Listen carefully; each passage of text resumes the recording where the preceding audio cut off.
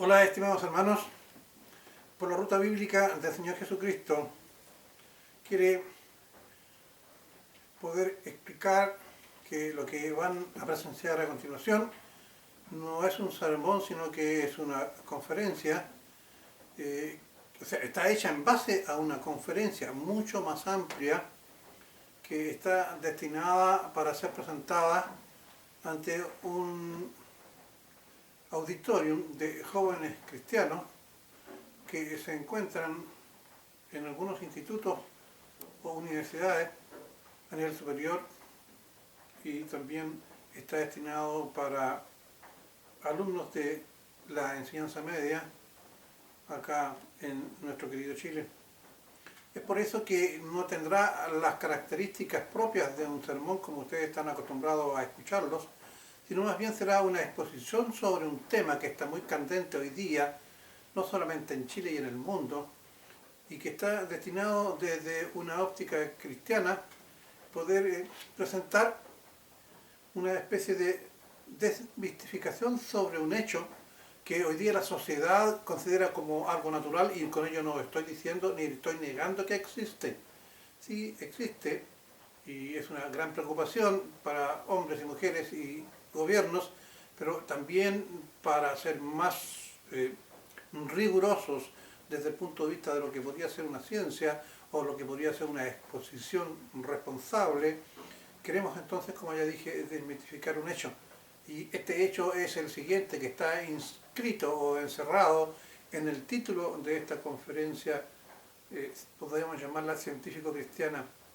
La primera parte está un poquito, a pesar que tratamos de poder sintetizarla lo más que se pueda, porque la conferencia original es mucho más larga, porque normalmente estas están destinadas a jóvenes que son del área de la salud, es decir, tanto en el área de la psicología como también de otras ramas de enfermería, etc. Pero principalmente es el área de la psicología. Bueno, sin más preámbulos, también debo decir de que gran parte de los argumentos y de las ponencias que ustedes van a escuchar en la parte, diciéndolo, científica propiamente tal, están basados en estudios efectuados por una universidad mexicana, principalmente en la ciudad de Guadalajara, con otros aspectos también recogidos desde estadísticas hechas en España con respecto al tema. Pues bien, como ustedes bien saben, como creyente, pero más que nada como ser humano, soy una persona que tiene una preparación académica que consta con varios posgrados. Y al mismo tiempo quiero que sepan que la parte cristiana, uno como creyente, todo lo que pueda hablar con respecto a lo que es el Señor, lo único válido aquí es, bueno, el estudio de la palabra de Dios y la guía del Espíritu Santo. Es el Espíritu Santo quien toma a los hombres del Señor para poder explicar lo que es su voluntad, y Él revela, porque es una obra explícita y expresamente dada por el Señor a través de su Santo Espíritu. Por lo tanto, estas dos partes de esta exposición van a estar, una parte, como ya dije, científica, y una parte eminentemente cristiana. ¿Cuál es el título? Y escúchenlo con mucha atención, porque van a escuchar, yo creo que por primera vez, un título sobre un tema que versa de la siguiente manera. Y escúchenlo especialmente las damas con mucha atención. Usted, estimada hermana, creyente o no creyente, hermana creyente e invitada no creyente, escuche con mucha atención lo que vamos a exponer a continuación. La mujer violenta con el hombre. Vamos a comenzar citando un texto bíblico, porque este tema no es solamente un tema de los últimos tiempos, sino que también ya en Génesis, usted sabe que Génesis es aquella parte del libro del Evangelio que fue escrito varios milenios atrás y que relata justamente la iniciación del hombre en la tierra una vez que ha sido creado por Dios. Pues bien, en Génesis 26, 34 y 35 dice lo siguiente: cuando Esaú tenía 40 años, se casó con Judith, hija de Berí hitita, y con Besamat, hija de Elón hitita, y ellas hicieron la vida insoportable para Isaac y Rebeca. Aquí ustedes saben que los inicios del establecimiento del hombre en la tierra, el Señor permitió para que se poblara la tierra que los hombres se pudiesen casar con más de una mujer, y al mismo tiempo, inclusive, hubo un tiempo en que el hombre se podía casar con sus hermanas. Este es el caso, por ejemplo, de la época de Adán y Eva y sus descendientes. Pues bien, en esa época ya existía, como quien dice, que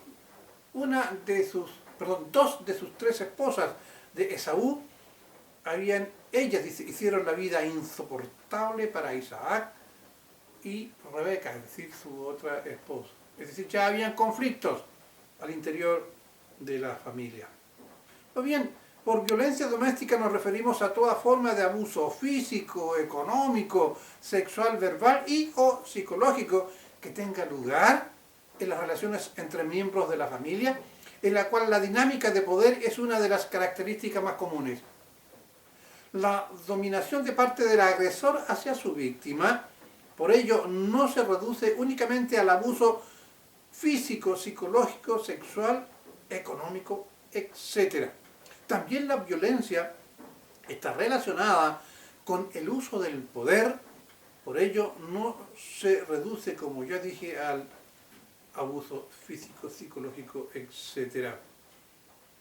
Pues bien, por el uso del poder y el control dentro de la estructura familiar o en la relación de pareja, situación que deja de lado la edad, la constitución física, sino que el uso de la fuerza que usualmente se emplea es la del más fuerte sobre el más débil y no distingue a hombres o a mujeres. Pasaremos a explicar para entender este concepto de lo que es la violencia de la mujer hacia el hombre, definiendo desde el punto de vista biológico la concepción de la masculinidad. Si bien es cierto, en otros programas los hemos hecho refiriéndonos más directamente al aspecto bíblico, aún incluyendo otros aspectos biológicos, pero ahora lo vamos a hacer con un poquito más de detalle, tomando en cuenta que este estudio fue hecho hacia un nivel de entendimiento universitario o de enseñanza media. El concepto de masculinidad. El desarrollo de las características masculinas y el proceso de la diferenciación sexual específicos para el sistema reproductivo humano están en el campo biológico. El factor de determinación de testículos, también conocidos como proteínas SRI, en el cromosoma Y, crítico para el desarrollo sexual masculino. Activa la proteína SOX9. La proteína SOX9 trabaja con la proteína SF1 para aumentar el nivel de la hormona antimulleriana, reprimiendo el desarrollo femenino, mientras que activa y forma un bucle feed forward con la proteína FGB9. Esto crea los cordones testiculares y es responsable de células de Sertoli que ayudan a la producción de espermatozoides o esperma. La actividad de la SRI detiene el proceso de creación de una criatura femenina a partir de una cadena de acontecimientos que conducen a la formación de los testículos. La producción de andrógenos y una serie de efectos hormonales pre- y postnatales. Como un varón desarrolla la identidad de género, también se debate. Algunos creen que la masculinidad está vinculada con la biología masculina. En este punto de vista, la masculinidad se asocia a los genitales masculinos. Y los caracteres sexuales secundarios, como el aumento de masa muscular, el cambio de la voz, el vello facial y corporal y la capacidad de eyaculación. Así como los rasgos mentales asociados con la influencia de la testosterona en el cerebro, como la agresividad, la menor empatía, la mejora de la memoria, la mayor actividad, la satisfacción percibida y el deseo sexual. A diferencia, es lo que le concede al hombre desde pequeño su masculinidad, aprende a ser él y se ve y siente diferente como es su madre. El pequeño se aleja de las conductas que son satisfactorias, sensibles, emocionales, cooperativas, expresivas y delicadas. Aquí citamos un texto de una investigación que yo busqué para relacionar, Ramírez 2002, página 27, y Jiménez Tena 2007, página 132. La tercera ola del feminismo, vámonos a otra área, la tercera ola del feminismo caracteriza a la masculinidad como algo negativo, violento, y que actúa en prejuicio hacia las mujeres, llevando así la idea de que los hombres tienen un machismo interno al cual deben sanar, es decir, el hombre de por sí, por naturaleza, producto de todo este desarrollo biológico, psicobiológico, está enfermo psicológicamente y por lo tanto hay que mejorar. Es decir, aquí surge la idea de que el hombre es un ser que se debe intervenir, se debe decodificar. No podemos negar que existe el machismo, después vamos a explicarlo, pero brevemente el machismo consiste en una idea en la cual el hombre impone por la fuerza una serie de privilegios que hace que la mujer pase a un segundo plano, desde el plano político, económico, social, cultural, cosa que no es algo que se pueda aceptar. Pues bien, sigamos. Esto es criticado por la autora y filósofa Christiane Hoff Sommers, conocida por sus escritos sobre el feminismo en la cultura contemporánea, es decir, en nuestro tiempo. Esta autora declara que el objetivo de esta ola feminista no es el de generar una igualdad de género entre hombres y mujeres, como sostenía el feminismo en un principio, porque así surgió el feminismo, sino que se basa en un movimiento antihombre. Ella misma, es decir, esta autora, declaró: siempre ha habido cierta fobia a los hombres en algunas mujeres del movimiento feminista. Eso es innegable. Bueno, principalmente si usted escucha y lee los escritos de las ideólogas feministas. La masculinidad hegemónica se puede definir como la configuración de la práctica de género, que encarna la respuesta corrientemente aceptada al problema de la legitimidad del patriarcado, lo que caracteriza la posición dominante de los hombres y la subordinación de las mujeres. Ese es un planteamiento feminista. Vámonos ahora a definir desde el punto de vista científico-biológico a la mujer. Se presupone que mujer es aquella cuya expresión gonádica es igual a XX. Esta articulación discursiva se soporta sobre fundamentos biológicos y esencialistas. Después de la fecundación, durante la primera etapa celulares, se define a nivel biológico si el ser futuro será masculino o femenino, resultando en este caso que el cromosoma 23 sea tipo XX y no XY, determinando el desarrollo futuro del infante o del adulto, generando ovarios y órganos sexuales externos como la vulva e internos como la vagina. Posteriormente eso se desencadenará un proceso hormonal segregando varias hormonas, algunas responsables de las características sexuales secundarias de la mujer, que se producirán a partir de la adolescencia. Un gran número de interacciones de hormonas forman parte de la biología de la mujer.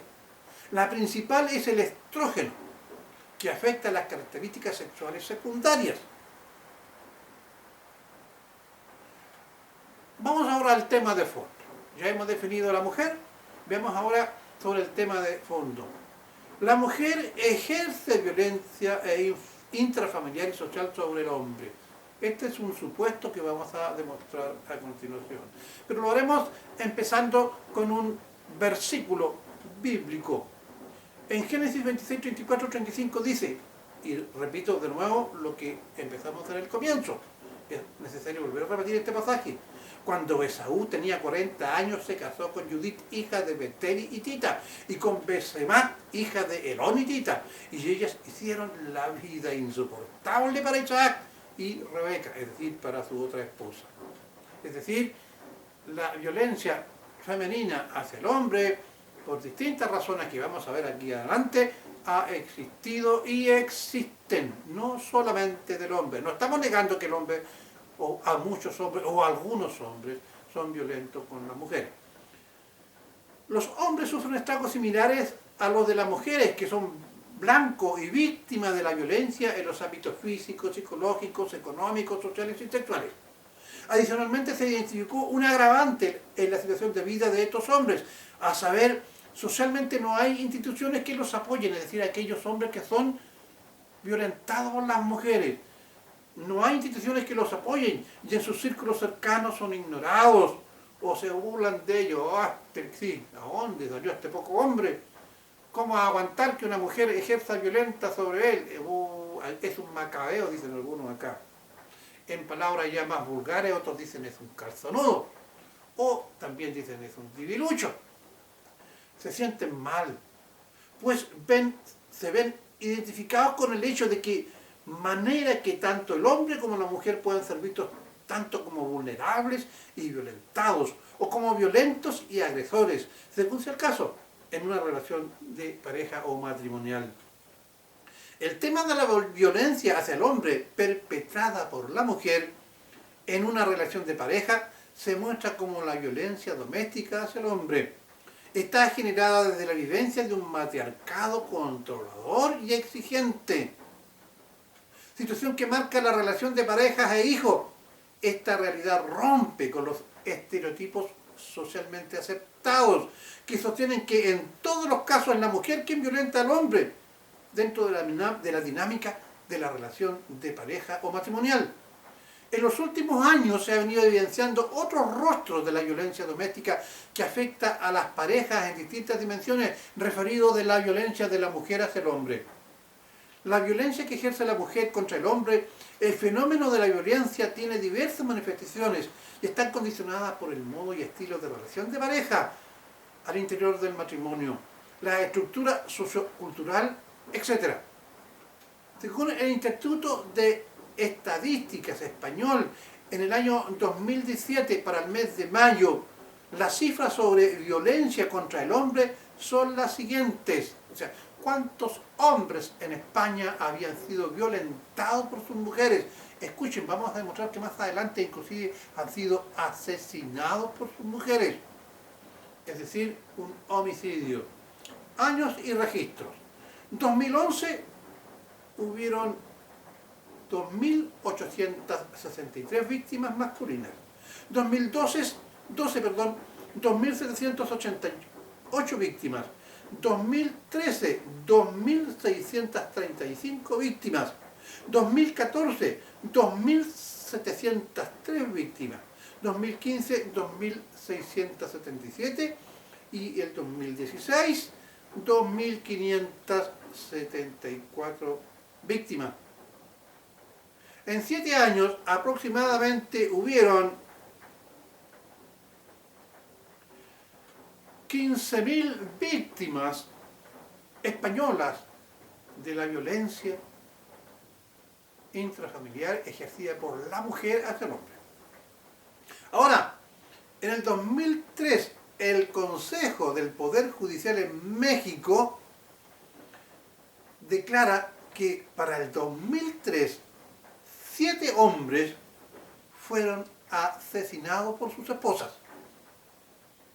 En el 2004, el Instituto Nacional de la Mujer del Distrito Federal de México dice que 73 hombres recibieron atención por malos tratos.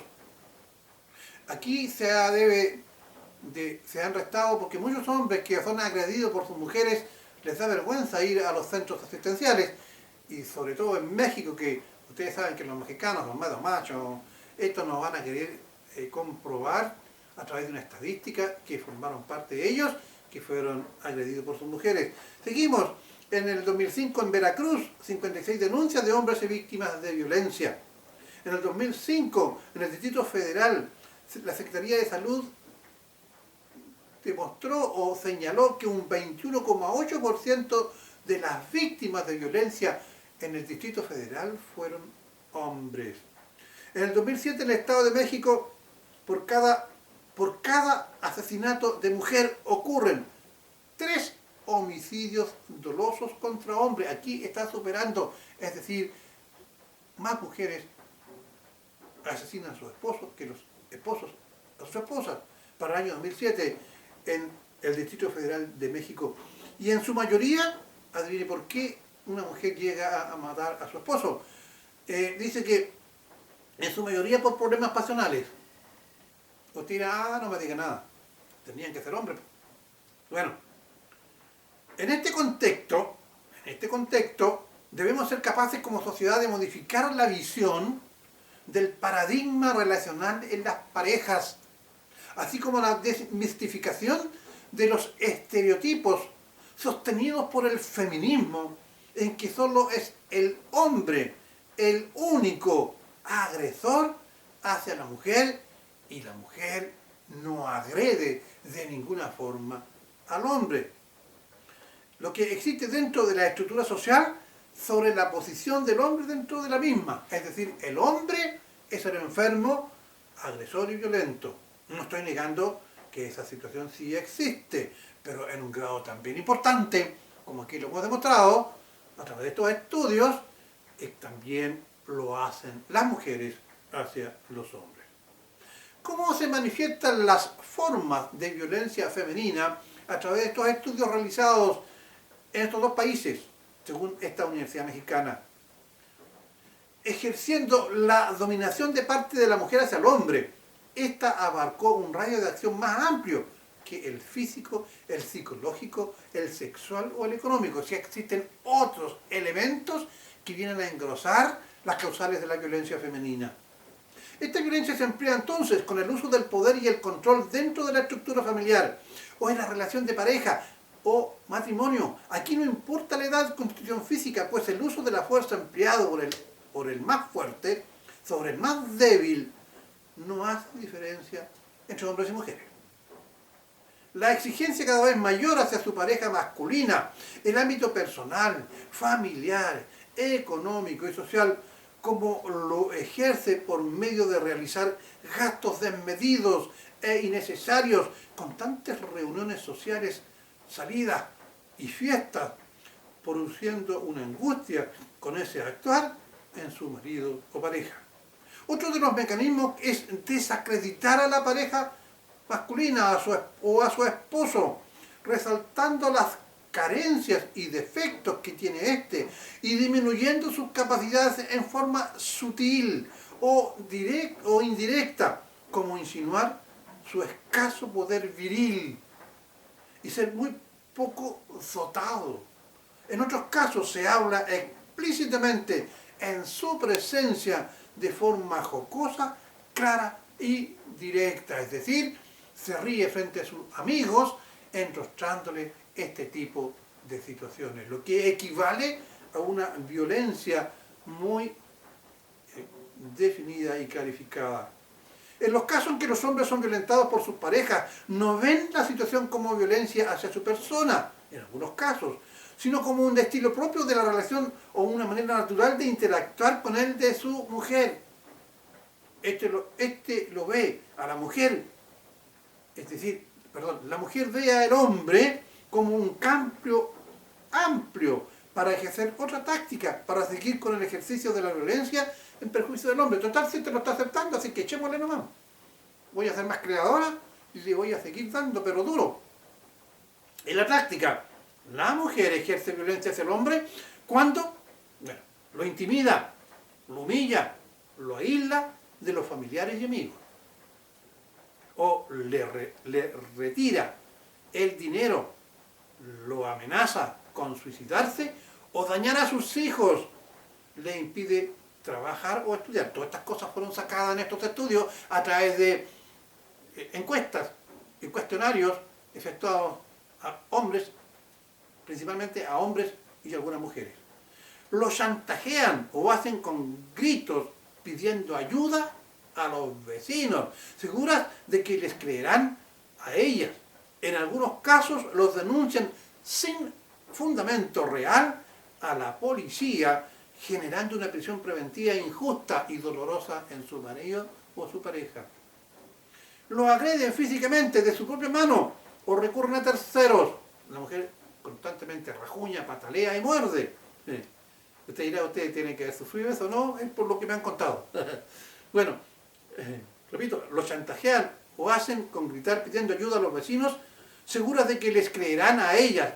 En algunos casos los denuncian sin fundamento real a la policía, generando una prisión preventiva e injusta. Le agreden físicamente de propia mano o recurren a terceros a través de familiares, amigos o amantes. Ellas los convencen de que son víctimas. Así que a darle duro al pobre marido o pareja. A quienes convencen de que el marido debe ser castigado, llegando incluso a casos extremos, como es el asesinato u homicidio. Recuerden las estadísticas que leímos no hace mucho rato. La violencia doméstica que una mujer ejerce contra su pareja masculina o su esposo es actualmente una realidad. Existe, pero es poco conocida y reconocida por la sociedad, por las instituciones y por el Estado, y por ende de impacto muy poco identificados en la vida personal del hombre, en la relación de pareja, en la estructura familiar y dentro de la estructura sociocultural. Pues muy bien, hasta aquí hemos presentado a los aspectos científicos, biológicos y psicológicos que identifican al hombre y a la mujer, y hemos identificado la causal y al mismo tiempo las formas en que la mujer agrede al esposo o al hombre e inclusive lo lleva a la muerte. Veamos ahora la otra parte con la cual yo me identifico y en la cual he hecho bastantes presentaciones al respecto, también con base bíblica. Vamos a ir al aspecto cristiano. El rol de la mujer cristiana, y lo haremos citando como texto base Filipenses 4:13, que dice así: todo lo puedo en Cristo que me fortalece. Es decir, tanto el hombre como la mujer, y aquí estamos hablando de la mujer agresiva, puede y debe necesariamente, si es cristiana, bueno, y aconsejamos también a aquella que no es cristiana, porque aquí vamos a hablar de la mujer cristiana, pero vamos también a proyectarlo hacia ti, querida, que tú me estás escuchando y que aún no has recibido al Señor, pero que yo sé que lo vas a recibir muy pronto porque te vas a convencer de que el Señor es bueno. Pero vamos a pensar en ambas cosas, en una mujer creyente que tiene que aplicar este texto, porque es palabra del Señor en que dice: todo lo puedo en Cristo que me fortalece. Y a ti que no has creído, cree en el Señor y serás salva, y por lo tanto todo lo podrás en Cristo que te fortalece, y tú puedas haber un cambio de actitud y funcionar desde el punto de vista de las relaciones de pareja, tal como lo vamos a identificar de acuerdo a la Biblia. Una mujer cristiana es una creyente en Cristo Jesús, y eso aparece en la siguiente cita, en 1 de Pedro 1, 8, 9, y aquí relata las características de aquellos que hemos creído, y estamos hablando ahora de nuestras mujeres. A ti, estimada, que son el centro de nuestro amor y fortaleza.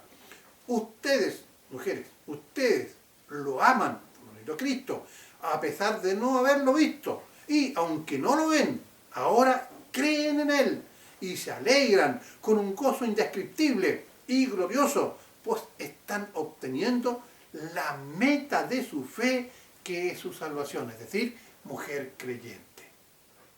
Una mujer casada que tiene sus prioridades en orden, según el Evangelio, en Tito 2:5, dice que la mujer debe ser prudentes, puras, hacendosas en el hogar, amables, sujetas a sus maridos, para que la palabra de Dios no sea blasfemada.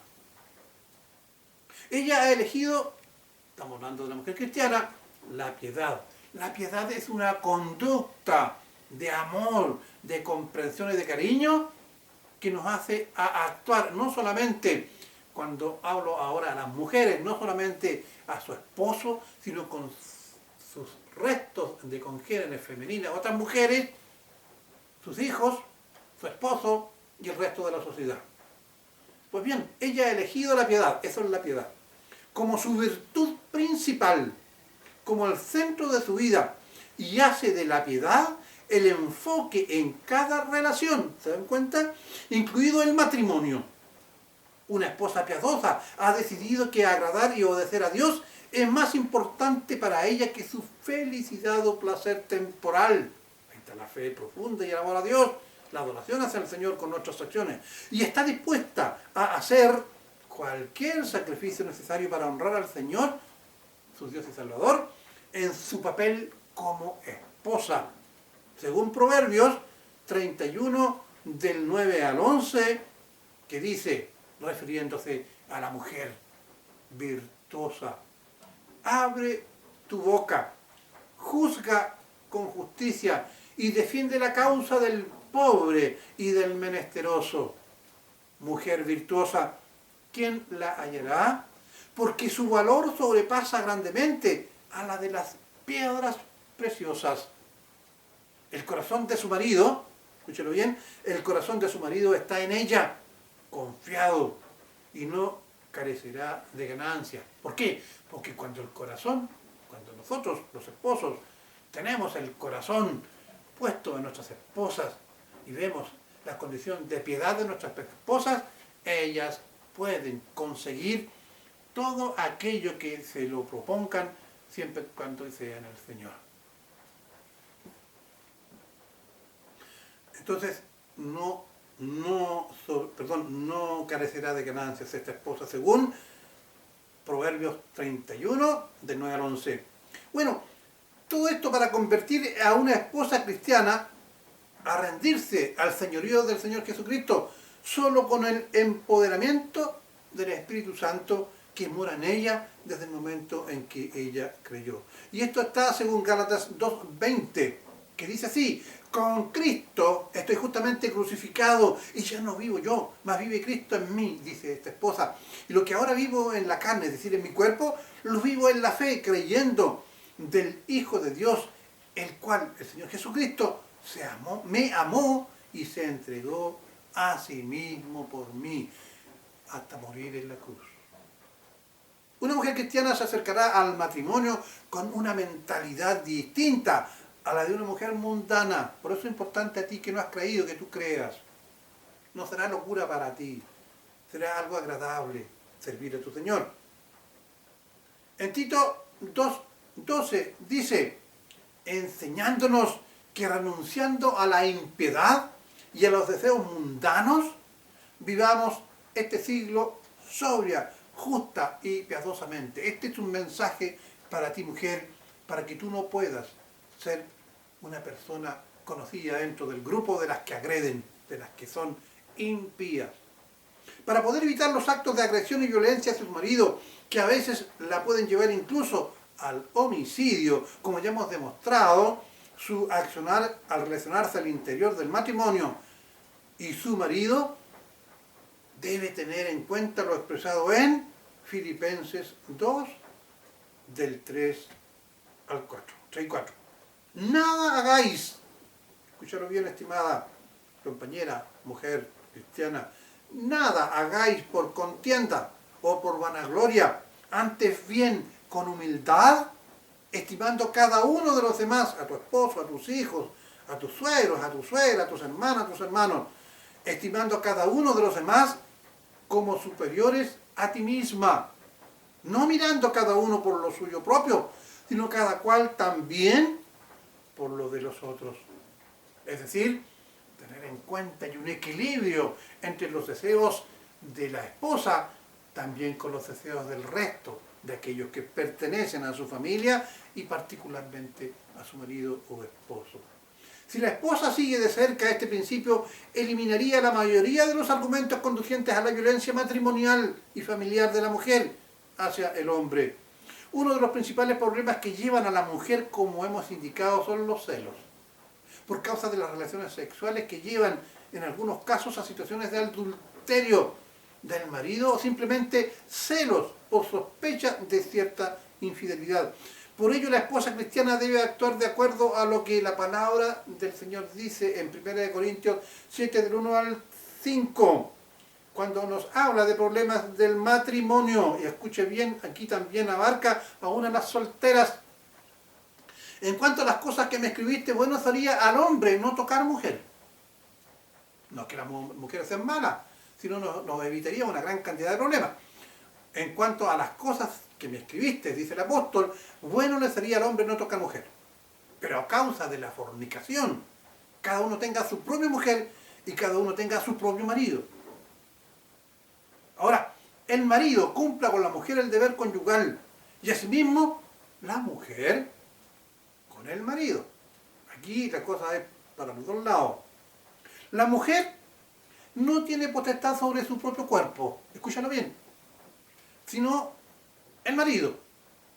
Ni tampoco tiene el marido potestad sobre su propio cuerpo, sino la mujer. Es decir, en las relaciones íntimas, yo estoy pensando cómo agradar a mi mujer. Si mi mujer consciente en querer tener relaciones sexuales conmigo, yo no me voy a negar, y viceversa. Porque hombres y mujeres, desde el punto de vista natural, el Señor los creó con apetitos sexuales. ¿Se acuerdan que estuvimos hablando sobre lo que eran los estrógenos, etcétera, en la descripción en un comienzo? Cómo esta parte humana a nosotros nos lleva hacia la ley de la creced y multiplicaos. El Señor no nos había mandado a hacer eso en Génesis, si no nos hubiese dado las herramientas para que el hombre y la mujer hubiesen tenido ese deseo de procrear.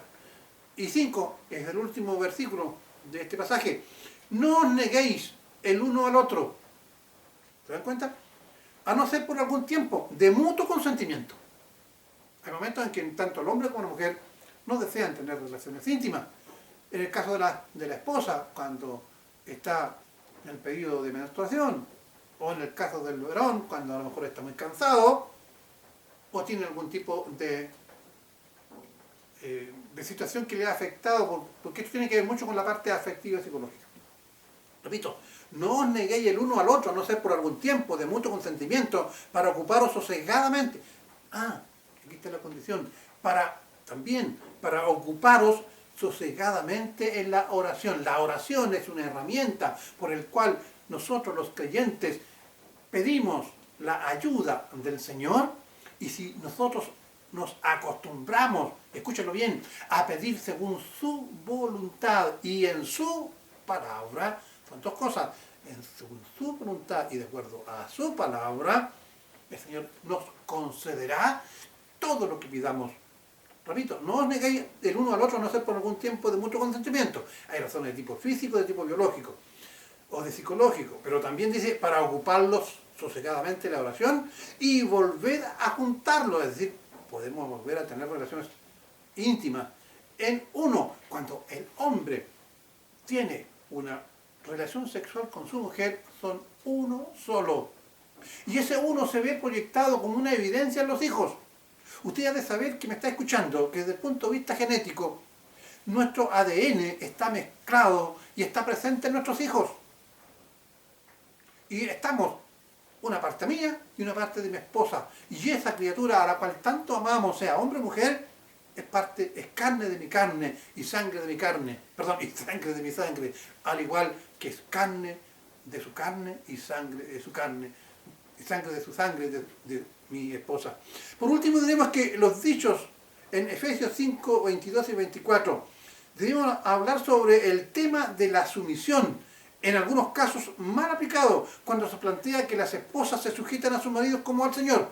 Eso dice el Evangelio, esposas sujetados a su marido como al Señor.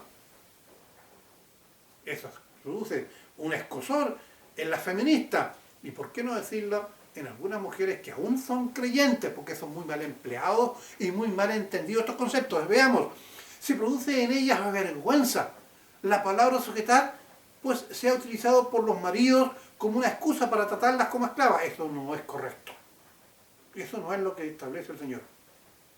Cuando estos tres versículos de Efesios 5, 22, 23 y 24 son arrancados de su contexto y se aplican solamente a las mujeres, se convierten en una herramienta para el abuso del hombre con la mujer. Se tuerce así las escrituras para cumplir malvados propósitos y se ha usado este versículo para corromper el plan de Dios para el matrimonio. El mandamiento que se refiere a la sujeción realmente empieza primero en el versículo 18, que dice que todos los cristianos deberían someterse el uno al otro, es decir, yo me someto a mi esposa en el Señor y ella se somete a mí en el Señor. Segundo, y luego se aplica a las esposas en el matrimonio. En realidad debemos decir, pero la mayor parte de la responsabilidad recae en que el marido debe amar a su esposa de la misma manera que Cristo amó a la iglesia. Según Efesios 5, 25, 32, el Señor Jesucristo amó de tal manera a su iglesia que dio su vida por ella. Nosotros debemos ser capaces de dar la vida por nuestras esposas. Aquellos que amamos a nuestras esposas, seríamos capaces de hacer eso. Cuando un esposo vive en obediencia a la expectativa que Dios tiene de él, no va a ser difícil para una esposa cristiana someterse al liderazgo de su esposo, porque su esposo sabe que tiene que amarla, tiene que respetarla, tiene que saber qué es lo que quiere su esposa y no propender a ser violenta con él. Cuando la mujer entiende el verdadero significado de lo que aparece en Efesios 5, 25, 32 y en el otro pasaje, a partir del versículo 18, se va a dar cuenta que no es una humillación ni una vergüenza estar sometida a su esposo. Cuando un esposo vive en obediencia a la expectativa que Dios tiene de él, no va a ser difícil, dije, para una esposa cristiana someterse al liderazgo de su esposo y no propender a ser violenta con él, no pecarle, no insultarle, etc. Puesto que el Señor Jesús canceló nuestra deuda de pecado. Colosenses 2.14 dice, anulando el acta de los decretos que había contra nosotros, que no era contraria, quitándola de en medio y clavándolo en la cruz. ¿Cuánto más no obedeceremos a nuestro Señor Jesucristo, que nos ha dado una vida eterna para poder ordenarnos de acuerdo a los mandatos divinos que establecen la forma en que los matrimonios cristianos deben actuar? Tú que me estás escuchando, ¿sabes lo que Dios quiere y establece para ti como esposa? ¿Sabes lo que Dios quiere y establece para ti como tu esposo? ¿Nuestros matrimonios caminan mal? Bueno, precisamente porque hemos abandonado el modelo de Dios establecido para el matrimonio y la familia. Cualquier mujer que lo desee puede convertirse en una persona piadosa. La piedad no depende del intelecto, la educación o el sistema religioso en que se encuentre. Tampoco está fuera de los límites para aquellos con un pasado pecaminoso, papeles de divorcio o expedientes carcelarios. Como creyentes en Cristo debe tratar de ser más piadosa en cualquier función que desempeñe como mujer y esposa, porque ese es el mandato, según 1 de Pedro 1:16, que dice, porque escrito está, sed santos, porque yo soy santo.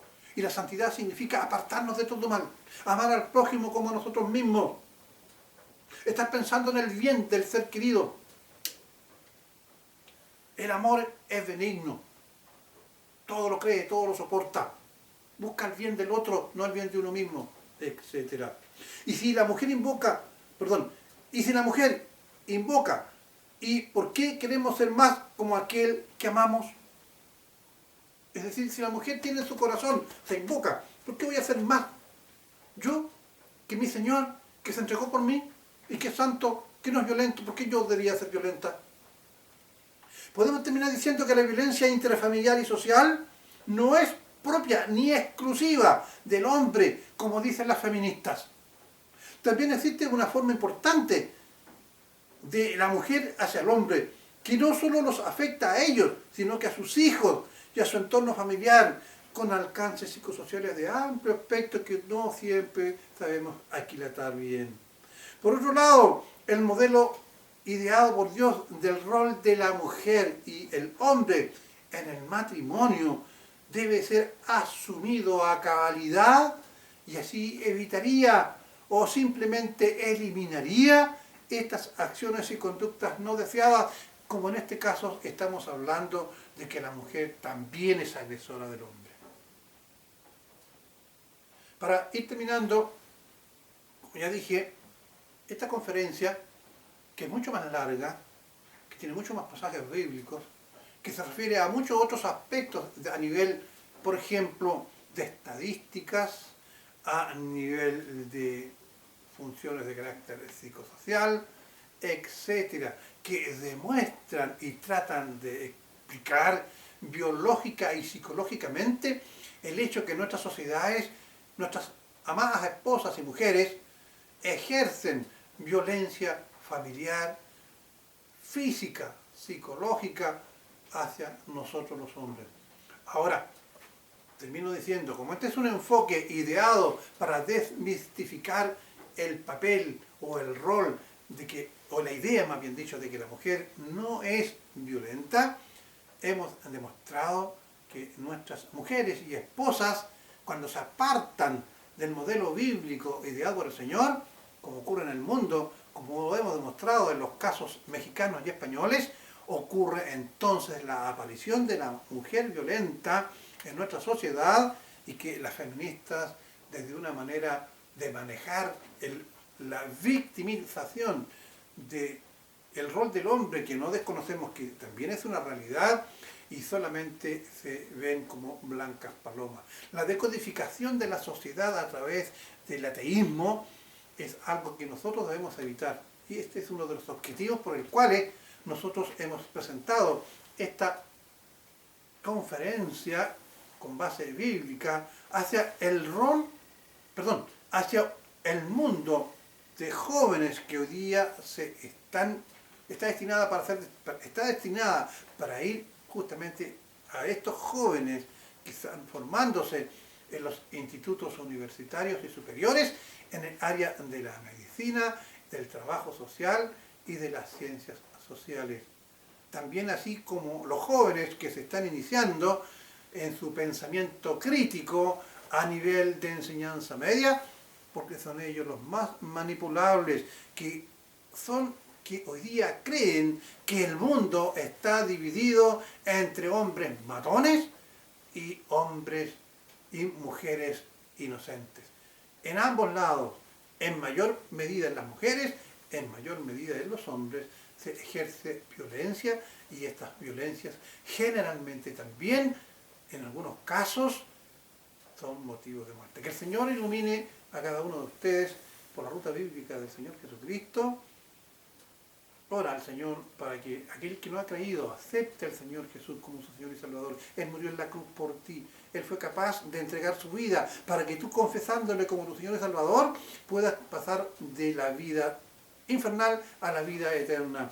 Y tú puedas también ser capaz, por medio del Espíritu Santo, recibir aquellas enseñanzas sobre el matrimonio, sobre las relaciones de pareja, sobre el noviazgo. Existe una serie de otras funciones que están incluidas también en este estudio, que se refiere al pololeo, se refiere a la mujer que es doncella, a la mujer soltera o doncella, al joven que va desarrollándose psicobiológicamente, y cómo se debe enfrentar la relación del noviazgo antes de llegar al matrimonio. Como bien, este es algo bastante más grande, pero que nosotros no hemos podido exponer en esta mini conferencia que va hacia ustedes.